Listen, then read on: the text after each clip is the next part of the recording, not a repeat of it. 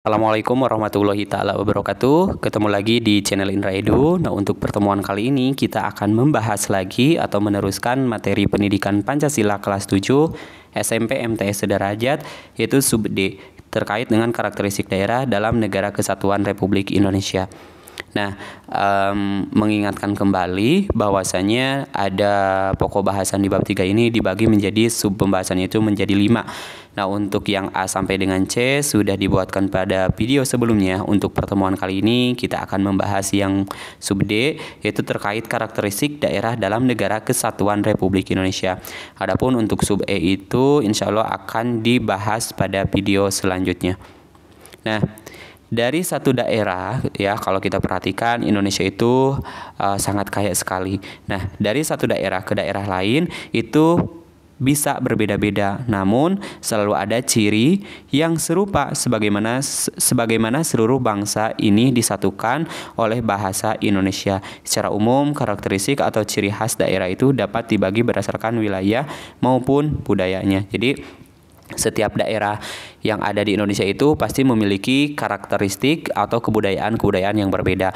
Nah, akan tetapi dari perbedaan tersebut ternyata memiliki persamaan ya. Nah, persamaan tersebut itu adalah atau bisa disatukan itu melalui apa? Melalui bahasa, yaitu bahasa Indonesia, dalam berbahasa itu ya, bahasa Indonesia. Nah, karakteristik wilayah yang pertama adalah karakteristik wilayah.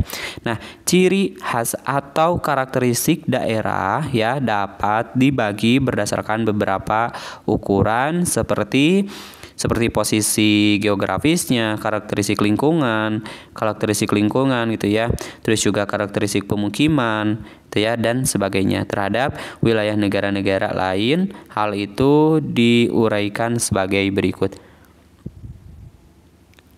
Nah, yang pertama yaitu bagian timur dan barat. Nah, perbedaan ini didasarkan pada temuan oleh ilmuwan asal Inggris gitu ya pada tahun 1823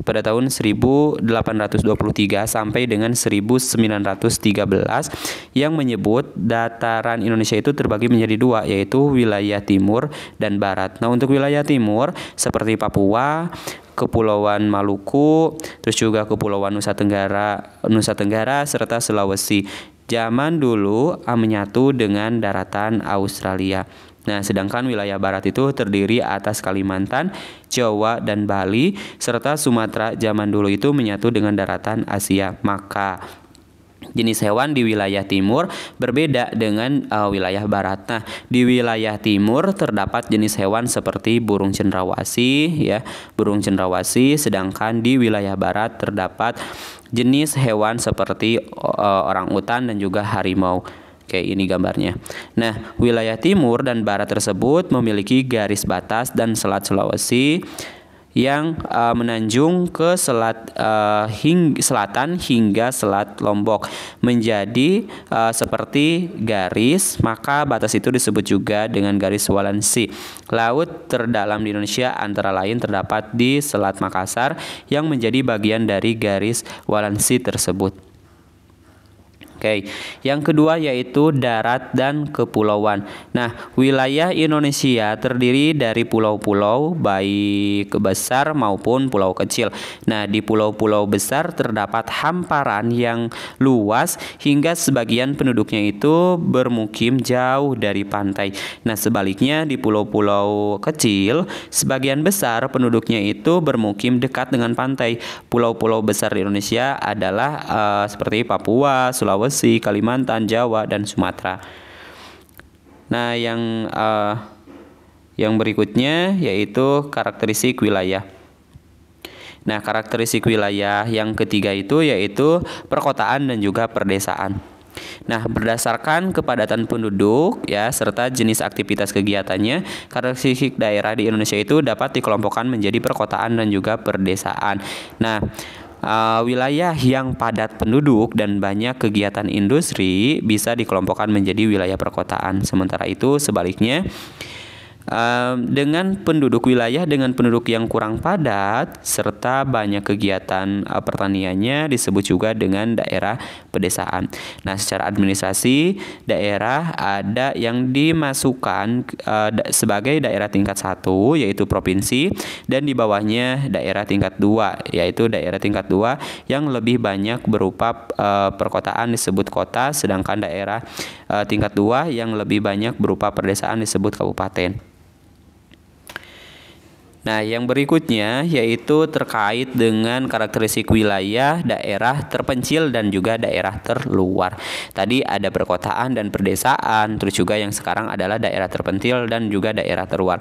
Nah, banyak daerah yang terpencil di Indonesia seperti di Kepulauan Mentawai, Sumatera Barat, di hulu Sungai Kapuas, Kalimantan Barat, hingga di pedalaman Pulau Halmahera, Maluku Utara. Nah, daerah-daerah terpencil tersebut ditandai dengan transportasi yang sulit untuk menuju ke sana. Jadi yang termasuk ke dalam daerah terluar itu, yang termasuk ke dalam daerah terpencil itu adalah yang memiliki akses untuk menuju ke sananya itu sulit itu ya. Jadi tidak ada kendaraan gitu ya, atau bahkan kendaraannya itu masih jarang.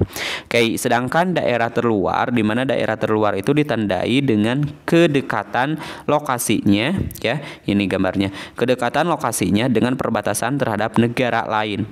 Jadi daerah terluar itu adalah daerah yang termasuk ke Indonesia atau negara Indonesia yang berbatasan langsung dengan negara lain. Nah, di Provinsi Papua, perbatasan Indonesia melintang dari Jayapura hingga Merauke di hadapan negara-negara Timur Leste. Perbatasannya berada di Pulau Timur, Nusa Tenggara Timur, dan di sekitar Pulau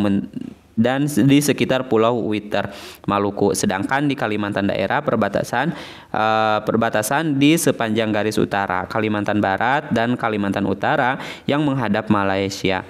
Jadi itu perbedaan antara terpencil dan juga daerah terluar. Nah, yang selanjutnya adalah karakteristik kebudayaan. Nah, karakteristik daerah juga terkait dengan suku dan juga kebudayaan masing-masing daerah. Nah, Pulau Sumatera saja memiliki karakteristik budaya yang beragam, seperti dari budaya Melayu di timur, budaya Minang di barat, budaya Aceh di utara, hingga budaya Tanufali di tengah. Di Kalimantan wilayah tengah umumnya berbudaya Dayak, sedangkan pesisirnya itu berbudaya Melayu dan juga Banjar. Nah, Jawa dan Bali memiliki beberapa karakteristik budaya yang serupa, walaupun kemudian memiliki ciri khas budaya masing-masing. Nah, bagian barat Nusa Tenggara berbudaya Lombok atau Sasak, sedangkan di bagian timurnya adalah Sumbawa dan Bima. Sementara itu, budaya Bugis Makassar bersama budaya Minahasa merupakan karakteristik budaya yang dominan di Sulawesi.